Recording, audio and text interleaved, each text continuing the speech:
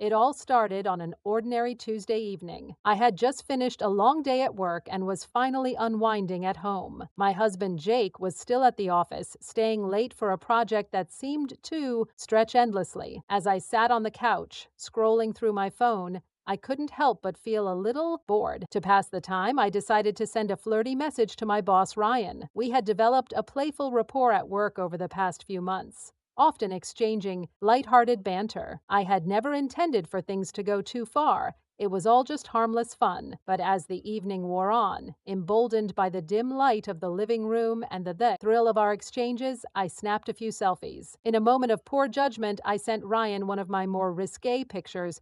Nothing too explicit, but definitely suggestive. I didn't think much of it, after all. It was just a picture among friends, or so I realized. I heard the sound of keys in the lock, and my heart raced as I quickly put my phone down, thinking nothing of it. Jake walked in, looking exhausted, but still managing a smile. He noticed something was off and asked, "What's up?"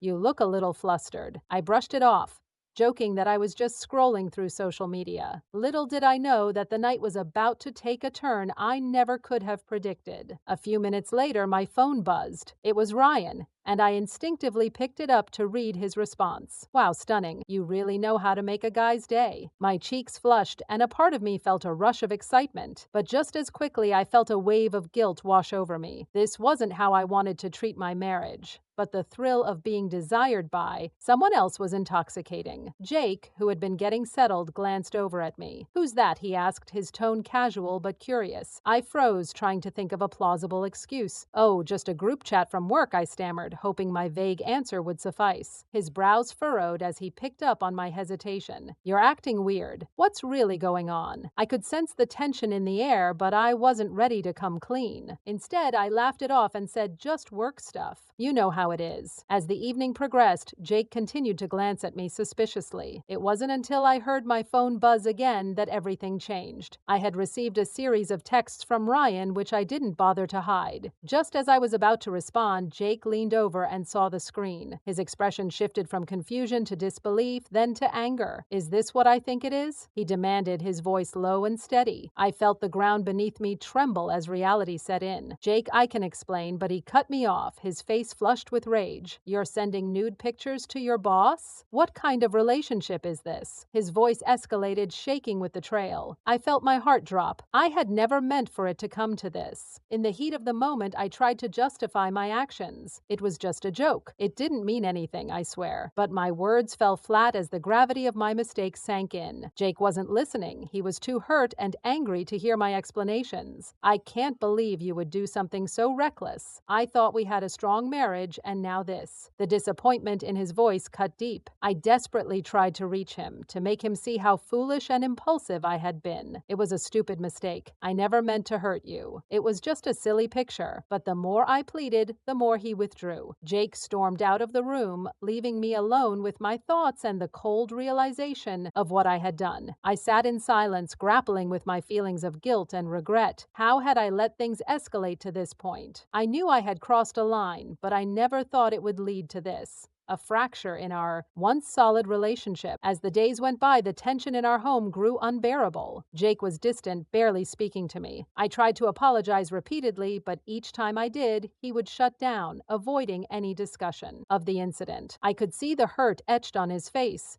and it broke my heart. I had never intended to hurt him, but it seemed my actions had irrevocably changed our dynamic. One night after a particularly silent dinner, Jake finally sat down with me. "We need to talk," he said, his voice calmed but firm. My heart raced and I braced myself for what was to come. I can't keep pretending like everything is okay. To sending that picture, it shattered my trust. "I don't think I can move past this," he confessed, his eyes filled with pain. I felt the tears prickling at the corners of my eyes. I couldn't lose him, not over a moment of poor judgment. "Please, Jake, I love you. I'll do anything to make this right. Just give me a chance to prove that it was a mistake," I begged, my voice breaking. But he shook his head, his expression resolute. "I don't think I can do that. The image of you sending those pictures to him, it's burned into my mind. I just can't get past it. I'm sorry, but I think it's best if we separate," he said, his voice steady but heavy with My heart shattered into a million pieces as the finality of his words sunk in. I never imagined that a single mistake could lead to the end of my marriage. We both sat in silence, the weight of what was happening suffocating. As the weeks turned into months, the separation became official. Jake moved out,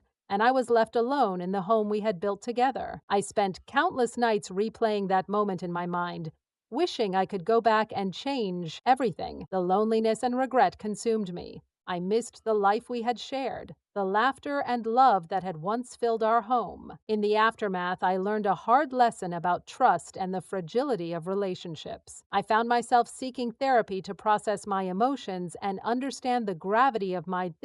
It was a painful journey, but I knew I needed to heal. Through therapy, I began to understand that my mistakes stemmed from deeper insecurities.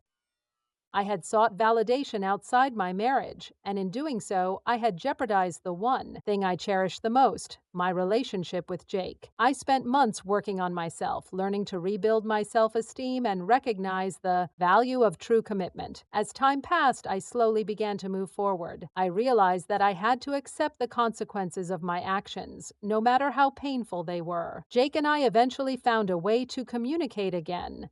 Though it was never the same, we shared a mutual understanding that our paths had diverged.